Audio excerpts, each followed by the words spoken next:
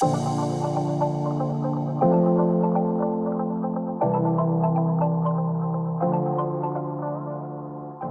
guys, Ted Webb, my mate here, would like to welcome you, as would I, to Maroubra Baptist Church, especially if it's your first time. It's nice to have you with us, and we hope that you can come and make this a regular part of your weekly schedule. We'd love you to join our family, but you're welcome to visit as well. Now, there's a few things going on in the life of our church that I'd like to just share with you now. School holidays are in effect, so our ministries, many of them, are in recess, including Embra Youth and Embra Kids. However, Miyoko has organised a video for the kids to enjoy up the top, which is fantastic. Thank you, Miyoko. You'll see in your communique, if you have a copy of that, probably on your phone, it gets emailed out these days. That's a black and white vintage edition. But those beautiful girls there, Jordan, Demi, Claire and Koya, the future of our church. And doesn't the future look good? Yeah, I reckon. Now, if you'd like to be involved in our services, you'll see in your communique there that there's opportunity. In fact, we would love you to be involved. Please be involved. If you have any gifts that you want to use, we'd love for you to come and be involved. So please, just see Dawn about that, and we'll find a place for you. There is an article here about disappointments, and many of us, possibly in this COVID-19 season, possibly going back even to the fires, have suffered disappointment in this year. And maybe it wasn't a direct impact. Maybe it was a sort of ripple effect. Maybe plans that we had have been cancelled. Maybe, opportunities to travel and to do certain things professionally even have been lost. But as people who know Christ, we must never lose hope, because we know that our God is not absent. We know that our God's not overwhelmed, and we know that He has a beautiful future and a hope for us, even through the suffering in this life. But if we walk with Him, we must know that our Father, He loves us and He is for us. So take heart, and let's keep encouraging one another as we walk in that truth. Now, some of us have commented regarding communion and what's happening with communion. Well, in the COVID-19 environment, we've been unable to enjoy communion together. It's, of course, a time when we remember the sacrifice of Jesus on the cross through the elements of the bread and the wine that we partake. And although we can't do that at the moment, we don't forget the sacrifice Jesus has made for us, of course. And we want you to know that it's in mind, we haven't forgotten, and we look forward to doing it together as soon as possible. Now, we have a great treat this morning. We have Richard and Ruth Ansoul, and they're in town. Richard's actually going to bless us through all three services today, preaching, teaching, and fellowshipping with us, with Ruth as well. So enjoy that. Maurizio announced Richard in beautiful French and eloquence last week. I don't have any of that. The only French word I know is ciao. So that's what 20 years of traveling the globe will get you as a flight attendant. And yes, I know ciao's not French. It's Mandarin. Anyway, one last thing I'd like to share with you guys as an encouragement, because I am so encouraged by this. And it really relates to last week's sermon. And that, for those of you, of course, who can't remember, was the grain of wheat falling to the ground. And unless it dies, it won't produce much fruit.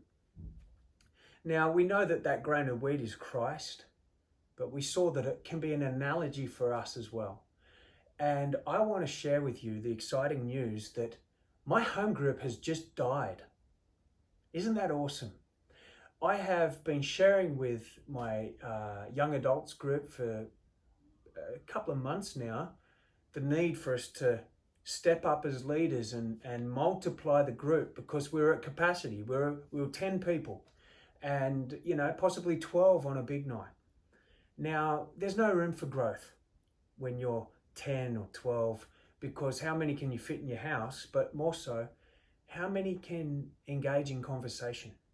How many can feel comfortable with, they're bringing their questions, especially newcomers to the faith? And so I am so grateful.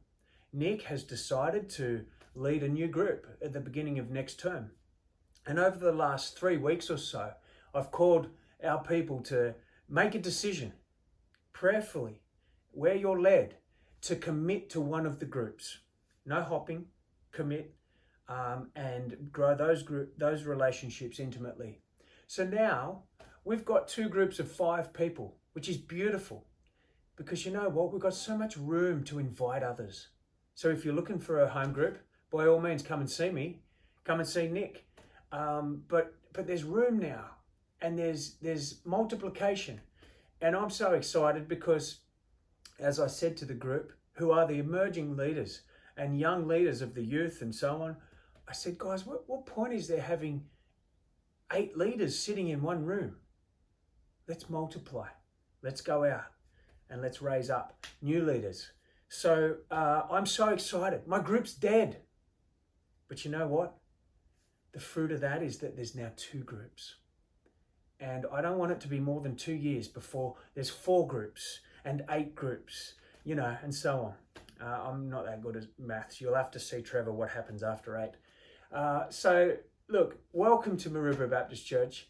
I hope that you'll enjoy today's service, and I hope that you'll even prayerfully consider being involved in a home group, if not ours, anyone's.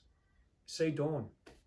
And also, if you are a home group and you're 10 people or more, I pray that you will start to consider looking around, stepping out, raising leaders so your group can die in order that it produce much fruit.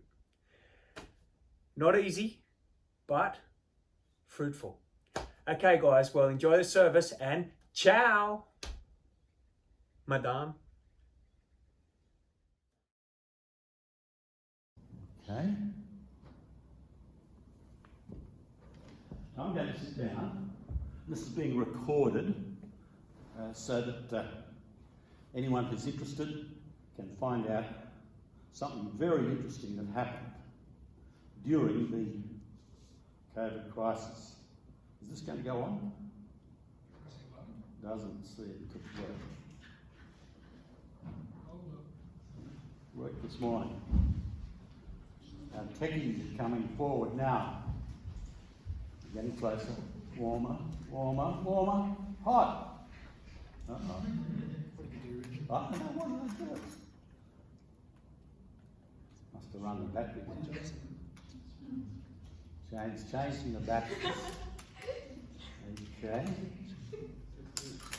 Let's see if that does the job. Okay, batteries on. This is a painting of Apostle Paul in prison. Now the Bible tells us that he was in prison a few times, thank you. And if you read the book of Acts, he ends up after a shipwreck and being carried to Rome, escorted by guards. He spends a couple of years under house arrest. It means that, like COVID-19, people can come and see him. He's not being tortured or anything, just waiting for his case to come up. And then he's released. And he does more work for Jesus around the world before he's arrested finally in 66 or 67 AD and ends up in a jail like this, chained. And you can visit the jail where he was kept. It's in Rome. It's called the Mamertine Dungeon. And there are the steps down. A pretty horrible place to be. No windows, no fresh air. But while he was there, he wrote a letter to his long-time helper, a young guy, when they started he was young, called Timothy. And we've got this letter. It's what we call to Timothy. And in it he says, "Remember Jesus Christ, raised from the dead, descended from David. This is my gospel, for which I am suffering, even to the point of being chained like a criminal. But God's word is not chained." So he's tied up. He's in quarantine. He can't go anywhere or do anything. but it doesn't mean that God's word is locked up. And this is what's happened to us in this time of quarantine. We weren't able to go anywhere, but God's word went all around the world. Let me tell you the story. The people we go to are called Crimean Tatars, and they all connect to one particular event. On the 18th of May 1944, it was right in the middle of the Second World War, Stalin, the head of the Soviet Union, decided to round them all up like cattle from their home in Crimea, put them on cattle trains and take them out into the desert and just dump them. It was a very cruel thing to do. It took about 6 weeks for them to get to Central Asia, and many of them died on the way very soon after they arrived. And this is a painting. There were no photographs taken, no movies, nothing in the newspapers, because unlike Hitler recorded all the terrible things he did, but Stalin didn't. So how do we know this happened? Only from people who were there, who remember, who can tell us. That's called oral history, living history. And this is a painting by one of the artists of that day. The Russian trucks came, rounded up all the people, stuck them on there and took them to the station and pushed them onto these trains. You can see the fences broken, the windows broken, and the dog has got no idea what's happening. Again, there were no photographs. An artist has portrayed what his parents told him it was like for these poor people. 170,000 people were dumped in Central Asia. Nearly half of them died within 6 weeks. We think it's hot in Australia, but at that time in Uzbekistan it gets up to 50 degrees, 50 degrees. And here we were, that's me, much younger man, around a table deciding what we're going to do. In 2006, we were trying to think of a friendship project. How do we make friends with these people? It's the first step to introducing them to our best friend, Jesus. So I went there with a couple of Aussies, and these were people who live in Crimea. And so we're planning. The next year we're going to bring a team from Australia. That's me. Now you can see from my body language that I'm a little bit concerned, and I actually don't know what I'm talking about, and I haven't got a clue. So I'm there with all these big plans, but that guy, Igor, said, well, what do you plan to do with this team? Now I hadn't actually thought that far ahead. So are we going to get a rock group? Are we going to get actors? Are we going to get some terrific speaker? I don't know what we're going to do. And this fellow is a friend of mine from the Barossa Valley, and he came up with an idea. It's so simple. I looked at him in amazement. I thought to myself, I know I'm a genius. And I know you're a man of above average intelligence. How come you thought of this and I didn't? But his idea is straight out of the Gospels, because Jesus did this many times. Only I thought of it. But it was Andy who said, we could have a cup of tea or a meal with them. Well, that's what Jesus used to do all the time. Sit down with people around the table and just talk about stuff. Well, it sounds too simple. That's not spectacular. You can't count how many people came forward, nothing like that.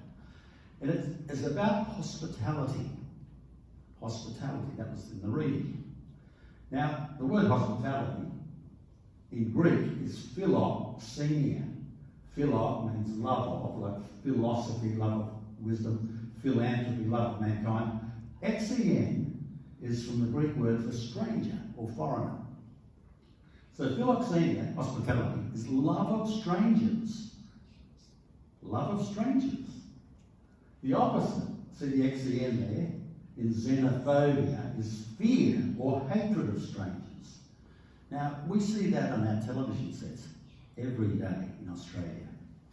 Fear and hatred of strangers, of foreigners. Here in Maroubra, we're surrounded by many thousands of foreigners.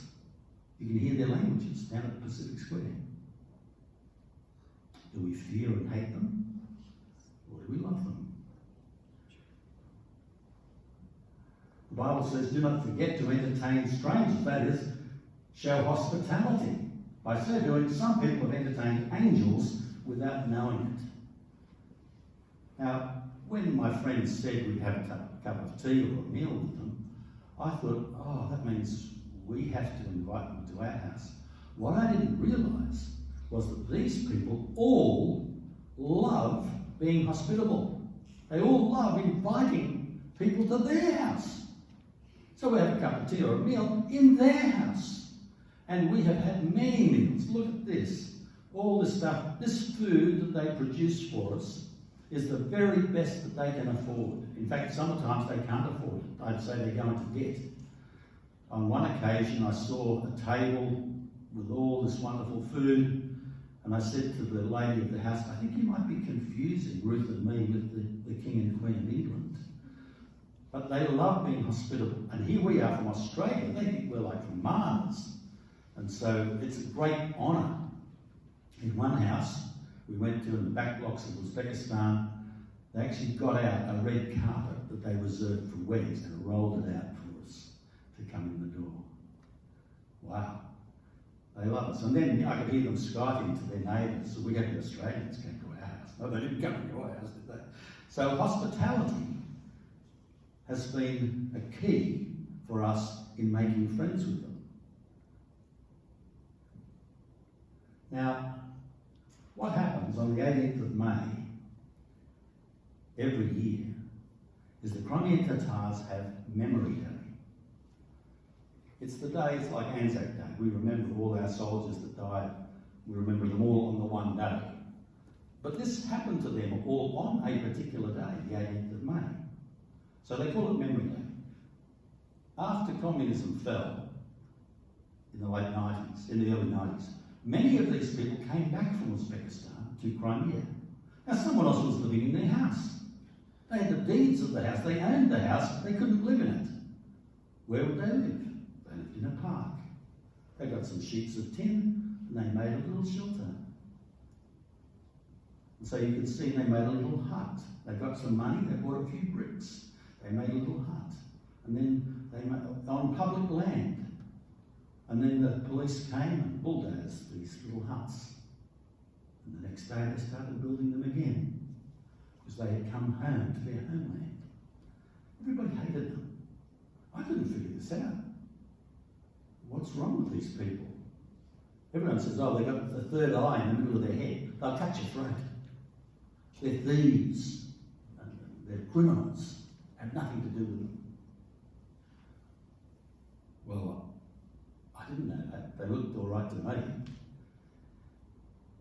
If you happen to be in Crimea on Memory Day, you would see anywhere in the peninsula, which is about half the size of Tasmania, the Crimean Tatars wake early in the morning and they walk to the main city of Simferopol, which is where all their parents and grandparents were pushed onto these trains. So on that day, anywhere you go, you will see people walking, all walking towards Simferopol, just to express their sorrow at what happened to their grandparents and parents. But of course they're not allowed to meet now because of COVID-19. In 2014, the Russian army came to Crimea and took the land. And it was part of Ukraine. Now they say it's part of Russia. And Ruth and I are not allowed to go there from our government. They won't allow us to go to Crimea. So how do we meet these people? They invited us to teach in their schools. We were well known. They invited us to their weddings. We were the guest of honor. Forget the bride and groom. The Australians came to our wedding. Did you know that? And bring a greeting. Bring a greeting. I'll tell them about Isa, when I bring the greeting. But we couldn't go there since 2014. So what we do is we go to Uzbekistan. There's still many thousands of these people back in Uzbekistan. The capital is Tashkent. And so we've gone there each year and stood with them at the cenotaph, and all the people gather and remember what happened to them on the 18th of May 1944. And they asked me to speak. Now, we've been in so many homes. Every home we went in, eventually they told us the story. What happened to us on the 18th of May 1944? Happened to me, happened to my grandma, happened to my uncle. And I thought, these people are all connected to this one event. This is the key, how somehow, of getting the message across to them. Because Jesus was like that. He was a refugee when he was a baby. His parents had to pick him up as a baby and run away from soldiers. So that was somehow key. This year, we can't go anywhere. So on the 16th of May, I thought, well, they can't meet because of COVID-19. It's everywhere in the world. We can't go and be with them, but I can write them a letter. So I'm going to share with you the letter that I wrote, which I sent to our translator in Kiev. She put it in Russian. All these people speak Russian. And she sent it to dozens of people whose email addresses we have, whose homes would be in. Now, what happened then, you could not have predicted. They then sent it to their friends. We have a policy that we only ever share with someone with whom we have a relationship. So it's a very slow, cumbersome way of doing things. We share with someone, but if they share with 100 of their friends, they have a relationship. That's great. And what happened with this letter was it went viral. And thousands of Crimean Tatars around the world received this short letter I'm about to read to you, and the attachment that goes with it. And it's an invitation. I remember Corey Worthington, if you remember that kid from Victoria, who put on the internet that he was having a party at his house in Melbourne, and everyone turned up and they trashed the joint. I've sent out an invitation to anyone in the world to come to our home in South Australia. They might be there now tearing the place apart for all they know. This is the letter. 16th of May, Tanunda, South Australia. Our dear friends among the Crimean Tatar people. Some we have met, some we haven't. In 2 days we will be thinking about Memory Day.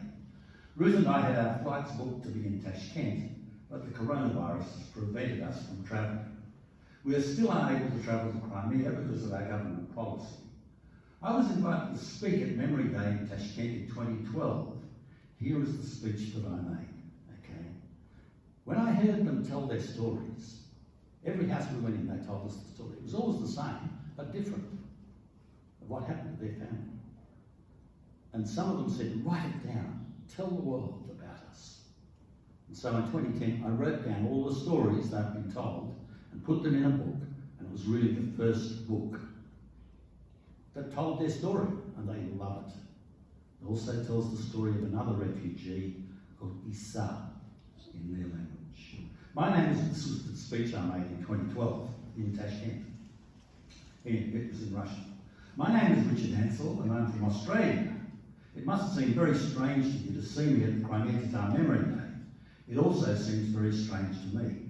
I am a historian. I'm very interested in World War II history, but in all my reading I never heard of what happened to the Crimean Tatar people. I was teaching in a university in Kiev from 1998, and somewhere I read about these people. To find out more, I thought I'll ask my Ukrainian students. They will know about them. But they knew nothing. I asked the students the next year, but they also knew nothing. I know now why. Stalin suppressed the story and tried to erase the Crimean Tatars from history. One of those students from 1998 came from Tashkent. He invited Ruth and me to come to Uzbekistan. So we have come here every year since 2003. In our travels here, we began to meet up with these people called Crimean Tatars. We then began to carry personal messages and greetings between Uzbekistan and Crimea. On each home visit, the people would always talk about the deportation. This seemed a unique part of their story. These greetings were a key thing. God showed me that this is how we should make the first connection. So we took video greetings from people in one country who were separated from their friends and family, hadn't seen them for years. So the very first one we took was to a very poor village in Crimea.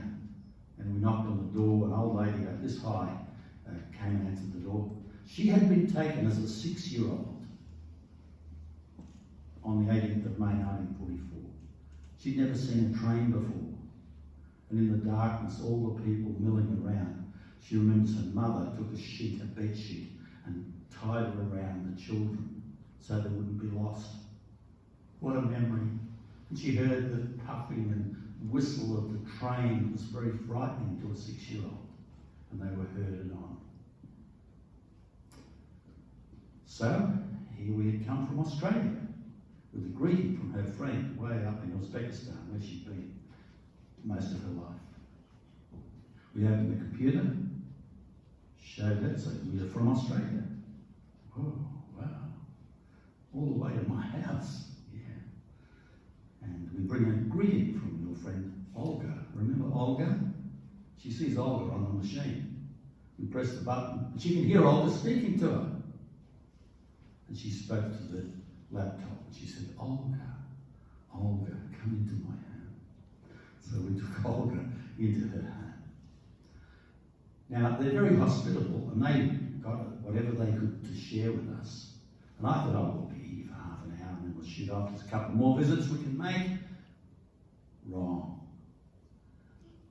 So we'd been there a couple of hours. I thought, gosh, we better get moving. How do we get out of here? With politeness. And so I made noises about getting out and going on. And this little lady, she grabbed hold of my sleeves and tight, paralysed grip. And she said, don't go. Stay the night. I thought, man, I don't really want to punch this lady, but how to get out? I thought, I have to figure out a way. So I said, Allah showed us the way to your home. Now he is taking us to another home to visit someone else. And that's when she let go of my sleeves. I thought, wow, it's the only way I'm going to get out of these houses. And we've been in many houses like that and faced the same situation many times. Carrying messages. We then began to carry personal messages and greetings between Uzbekistan and Crimea. On each home visit, the people would always talk about the deportation. This seemed a unique part of their story. Every family was connected to this terrible event that never happened. As we met more and more Crimean Tatars, I realised that they were telling me living history. As a historian, I felt a strong urge to record it all, especially before the older ones died out. As a human being, I felt the pain of these families. As a believer, I felt strongly that Allah, that's the Arabic word in the Quran for God. Dieu in French is God. Bog is Russian for God. Elohim is Hebrew for God. God is the English word for God. And in Arabic, Allah is the word for God. So it's pretty presumptuous of me claiming I was going to give them a message from Allah, who made the universe. As a human being, I felt the pain of these families. As a believer, I felt strongly that Allah wanted his Crimean Tatar people to know his feelings toward them. So in March 2010, I wrote down all the personal stories I'd been told. Many of them said to me, tell the world about us. So I have presented your story at many levels so that it will be interesting to all kinds of readers. People from different ethnic backgrounds, from different faith backgrounds, from different political backgrounds. I want to say to Hitler and Stalin, you failed. To the Uzbek and other Central Asian peoples, I want to say on behalf of the Crimean Tatars, we ate your bread, we drank your water, and we are very thankful. I wrote it in English. One of my friends in Australia was so touched by this story that he said he would pay for the book to be translated and printed in Russian to be given free to any Crimean Tatars.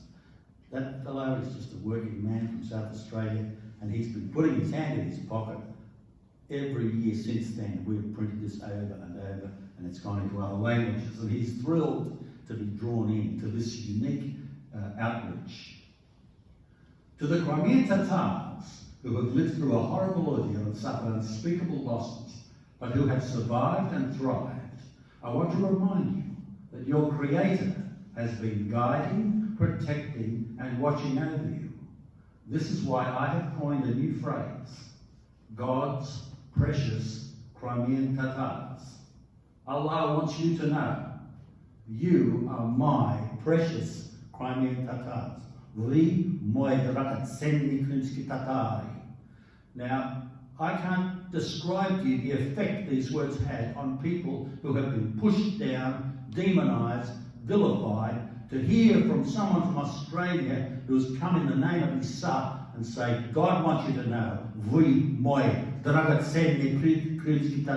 you are my precious Crimean Tatars. First time they heard it. So that was the speech. And it was met with thunderous applause.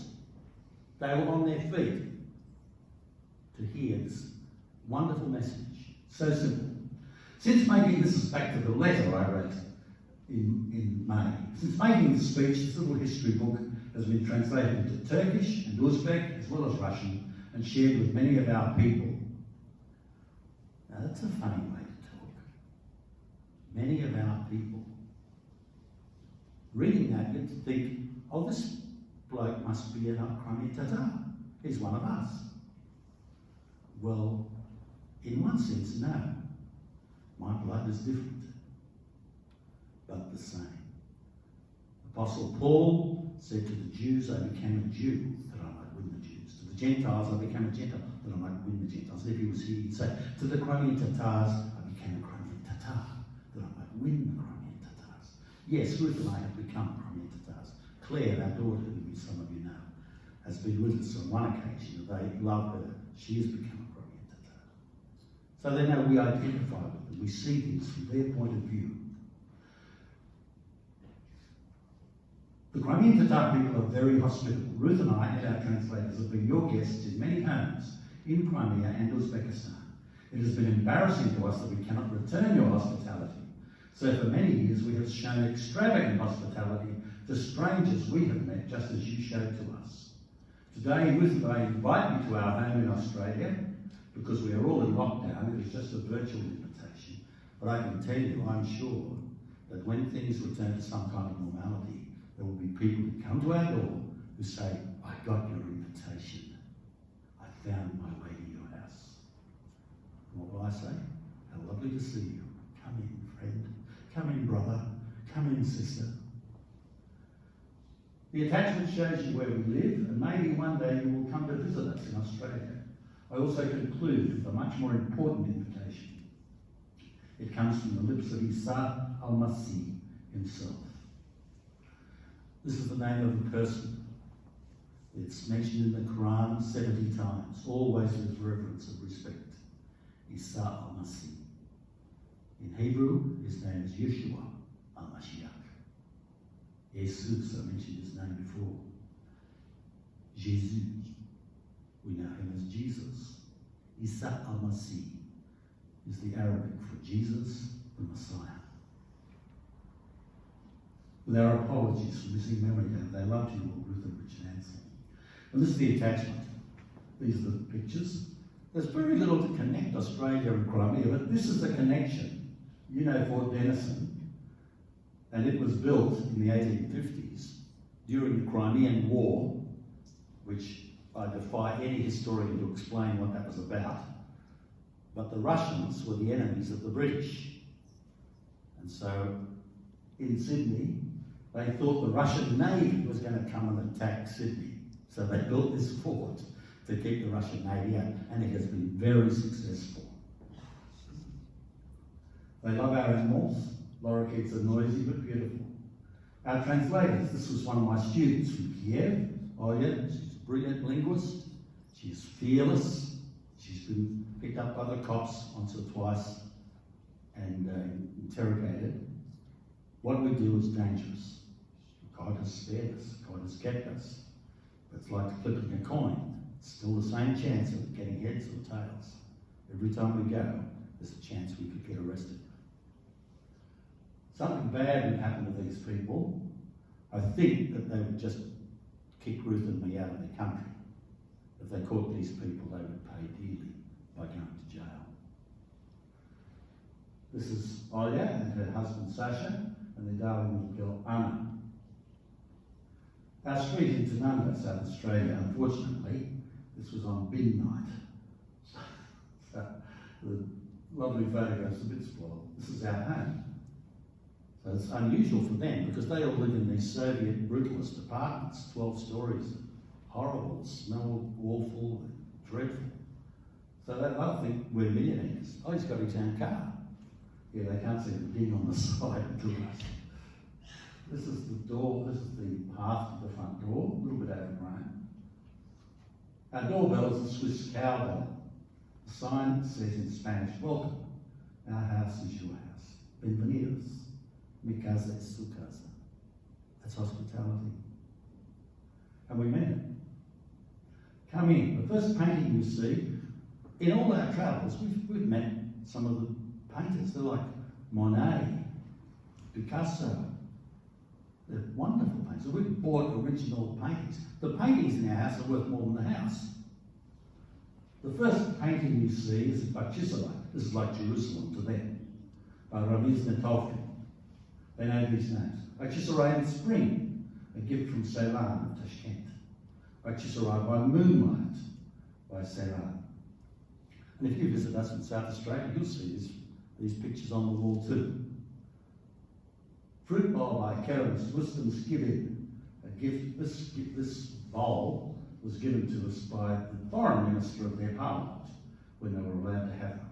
But they will all know what this says. This is in Russian. Christos voskres. Christ is risen.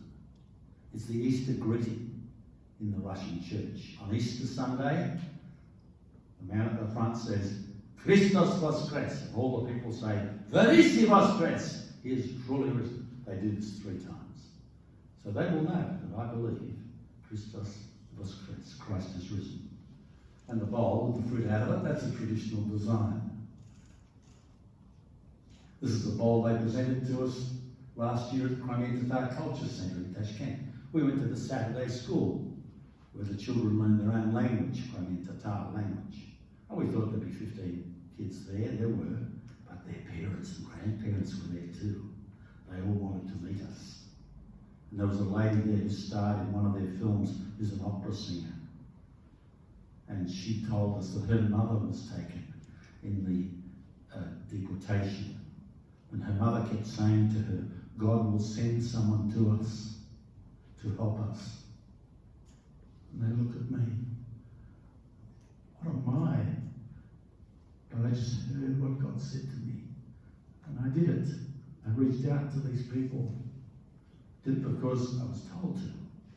But we came to love these people so much that nothing will stop us. And that dear lady had come there to tell me what her mother had said and to sing a song for us. A beautiful song in her language. So this is how they regard us. We've been received as messengers from heaven. And Jesus said, Matthew 10, you can read it, whoever receives you receives me. And whoever receives me receives him who sent me. These people have rolled out the red carpet for us. They know who we represent. It's a way of them rolling out the red carpet for him. This is the t-shirt I had made of that deportation painting. I was going to wear it in Tashkent. Hopefully we'll get to wear it next year. In Australia, we don't have fat-tailed lambs. That's what they would serve in Uzbekistan. Plov or chibureki. These are their national dishes. If you visit us, we will serve slow-roasted duck. 8 hours. Those ducks are stuffed with citrus, and the meat is so tender, the skin is so crisp. It smells delicious as well. And You can get them at Aldi for $15 when they're on. Aldi sell ducks like this for $15 between November and March. So we stock up. My freezer is full of $15 ducks. After March, you can buy them for $23, $24 at Coles.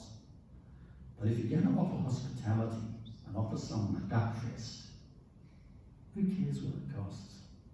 God will provide, because he loves this. He loves sitting at the table with all these people around who want to talk about him and come close to him. This is the enemy here, the attachment. There's a light. Jesus said, I am the light of the world. Whoever follows me shall not walk in darkness, but shall have the light of life. It's hard for us to imagine. You heard me talk about this with the magic. But they've never heard these words. They know nothing about what Jesus said. And even if that's the only thing you ever heard that he said, that would be fantastic. It would be enough to get you over the line. And that's what we've done with this invitation, is try to give them enough information to get them over the line. They've never seen this painting either. Holman Hunt. It's called The Light of the World. And it's to illustrate what Jesus said. His words are recorded in Revelation chapter 3, verse 20. Jesus said, Behold, I stand at the door and knock. If anyone hears my voice and opens the door, I will come into him, and dine with him, and he with me. And I'm sure there are many, many Crimean Tatars who in their own way have asked Isa al-Masih to come into their home and be in their lives. And I'm sure that on the day of judgment, something like this will happen. See, the first person to take the news of Jesus to Crimea was Apostle Andrew, one of the fishermen Jesus called. And Eusebius, the story tells us, Andrew went to Scythia, Scythia. Where's Scythia? Crimea, Ukraine, early Russia. So they know I could take you to the place where it's obvious. This is where he came ashore, in Crimea. Andrew, the fisherman. Now we've been there many times. We've taught in their schools. We've opened the New Testament. And on the day of judgment, we see all the people in heaven. I'll be looking for Andrew. I want to go up to him. Thank him for being the first person to take the message to Crimea. But I'm thinking about Beethoven. Beethoven composed his Ninth Symphony, his masterwork, and it contains the Song of Joy. Beethoven was completely deaf. The first time the Song of Joy, the Ninth Symphony, was performed in Vienna, Beethoven conducted it himself. So there he was, standing, waving a baton around. The full orchestra was belting out joy to the world, but he couldn't hear a note. And when he finished, he was facing the orchestra, and one of the musicians came up and tapped him on the arm and said, Maestro, look behind you. And he looked behind him, couldn't hear a thing. He saw the people on their feet cheering and applauding. So I imagine that we'll get to heaven. I'll look around. Oh, there's Andrew, the apostle. I'll go up to him and I'll say, Andrew, how lovely to meet you. Look, we went in your footsteps to Scythia, Crimea. We did our best to spread the word and introduce people to Isa. We didn't do much or get very far, but we did our best. And he will say to me, look behind you. And I will see hundreds of thousands of Crimean Tatars who have heard about Jesus from us and told about Jesus to other friends of theirs and taken the message to other people in their cultures. Look behind you. Thanks, Daz. Thank you for paying such good attention to.